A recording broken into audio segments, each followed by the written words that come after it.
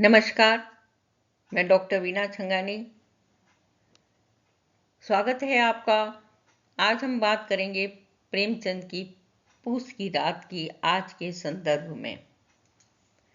आज जब हम कड़ाके की ठंड में अपने घरों में हीटर ऑन करते हैं, गर्म कपड़ों की परतें पहनते हैं और आलीशान कंबलों में दुबक कर बैठते हैं, तब भी हम अक्सर मौसम को कोस रहे होते हैं। लेकिन क्या आपने कभी सोचा है कि इसी हाड़ कपाने वाली ठंड में देश के किसी कोने में कोई इंसान सिर्फ एक फटी हुई चादर के सहारे खुले आसमान के नीचे रात गुजारने पर मजबूर है। आज से लगभग 100 साल पहले कथा सम्राट मुंशी प्रेमचंद ने भारतीय किसान की इसी बेबसी, कर्ज के अंतहीन चक्र और व्यवस्था की निष्ठुरता पर एक ऐसी कालजयी कहानी लिखी थी जिसका नाम है पूस की रात। आज के इस वीडियो में हम हल्कू और उसके वफादार कुत्ते जबरा की इस कहानी को सिर्फ दोहराएंगे नहीं, बल्कि यह देखेंगे कि आज की इस डिजिटल और आधुनिक युग में भी पूस की रात का वह सर्द यथार्थ हमारे समाज में कितना जिंदा है। वीडियो को अंत तक जरूर देखिएगा, क्योंकि इसका निष्कर्ष हमारी संवेदनाओं को झकझोर कर रख देगा। कहानी की शुरुआत होती है पूस की उस कपाती रात से पहले, जब महाजन सहना अपने कर्ज के पैसे वसूलने हल्कू के घर आता है। हल्कू ने पेट काट काट कर पाई जोड़ जोड़ कर 3 रुपए जमा किए थे, ताकि वह इस साल ठंड से बचने के लिए कंबल खरीद सके।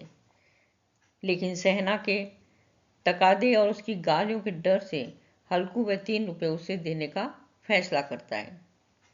यहाँ प्रेमचंद हल्कू की पत्नी मुन्नी के माध्यम से एक बेहद कड़वा सच सामने रखते हैं। मुन्नी कहती है, मजूरी में बाकी चुकाने के लिए ही तो हमारा जन्म हुआ है, खेती छोड़ दो, मजूरी करो। लेकिन हल्कू अपनी इज्जत बचाने के लिए कंबल के पैसे सहना को सौंप देता है।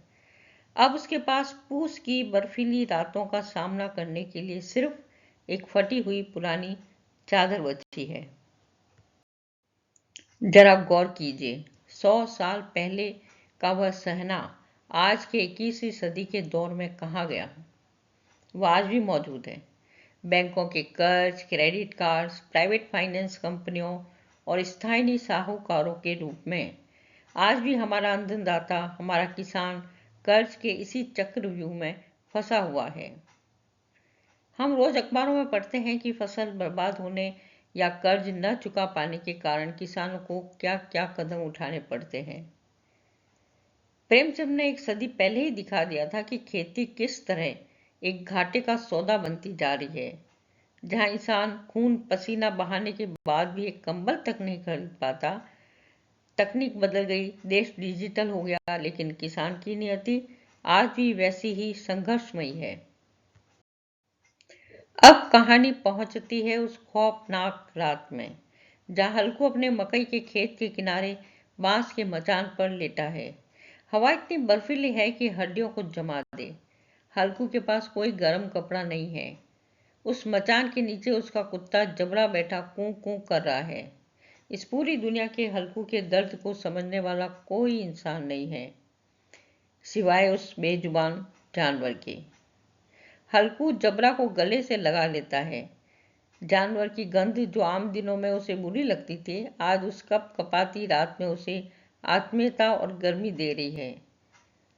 प्रेमचंद लिखते हैं कि दोनों के बीच एक अनोखा आत्मिक संबंध बन जाता है। दोनों ही समाज के ठुकराए हुए शोषित जीव हैं। आज के आधुनिक समाज में हमारे पास सब कुछ है। वातानुकूलित एसी कमरे हैं, शानदार गाड़ियां हैं, सोशल मीडिया पर हजारों दोस्त हैं, लेकिन क्या हमारे भीतर वो आत्मीयता बची है जो हल्कू और जबरा के बीच में थी? आज का इंसान इतना आत्म केंद्रित हो चुका है कि वो अपने पड़ोसी के दुख दर्द से भी बेखबर है। हल्कू और जबरा का एक आलिंगन हमें सिखाता है कि जब समाज व्यवस्था आपको अकेला छोड़ देती है, तब केवल पारस्परिक प्रेम और संवेदना ही जीने का सहारा बनती है। आज के मशीन युग में हमें इस बेजुबान और निश्चल प्रेम को फिर से समझने की जरूरत है। ठंड जब बर्दाश्त के बाहर हो जाती है तो हल्कू के पास आम के बाग से सूखी पत्तियां इकट्ठी करता है और अलाव जलाता है। आग की गर्मी से उसके बदन में कुछ जान आती है और उसे एक अजीब सा सुकून मिलता है। इसी सुकून के बीच उसे नींद की झपकी आने लगती है। तभी अचानक नील गायों का एक झुंड उसके पूरे खेत पर हमला कर देता है। जबरा लगातार भौंकता है। वह दौड़ दौड़ कर नील गायों को भगाने की कोशिश करता है। हल्कू को भी सब सुनाई दे रहा है। उसे पता है कि उसकी साल भर की मेहनत उजाड़ी जा रही है, लेकिन वह हार्ट कंपाने वाली ठंड का खौफ उसकी इच्छा शक्ति को इस कदर तोड़ देता है कि वह अलाव की गर्मी को छोड़कर उठ नहीं पाता। वह उसी चादर को ओढ़कर सो जाता है। यह हल्कू का आलस्य नहीं था, यह व्यवस्था के खिलाफ उसका मौन आत्मसमर्पण था। हल्कू का वह खेत में सो जाना आज के दौर के एक बहुत बड़े मनोविज्ञान सच को उजागर करता है। आज जब कोई आम इंसान या पढ़ा लिखा युवा लगातार मेहनत करने के बाद भी व्यवस्था की कमियों, भ्रष्टाचार, भाई भतीजावाद के कारण असफल होता है, तो वह एक मानसिक स्थिति में पहुंच जाता है जिसे आज कॉरपोरेट की भाषा में क्विट क्विटिंग या लर्नड हेल्पलेस कहते हैं। जब इंसान को लगता है कि उसकी रात दिन की मेहनत का फल कोई और, जैसे साहूकार या भ्रष्ट तंत्र, ले जाएगा, तो यह प्रयास करना ही छोड़ देता है। हल्कू का वह सो जाना आज के उस आम आदमी की निराशा का प्रतीक है जो सिस्टम से थक चुका है। सुबह जब धूप निकलती है, मुन्नी खेत पर आती है और देखती है कि पूरी फसल नष्ट हो चुकी है और जबरा मरा हुआ पड़ा है। सुनी बेहद दुखी होकर कहती है, अब मजदूरी करके पेट पालना पड़ेगा।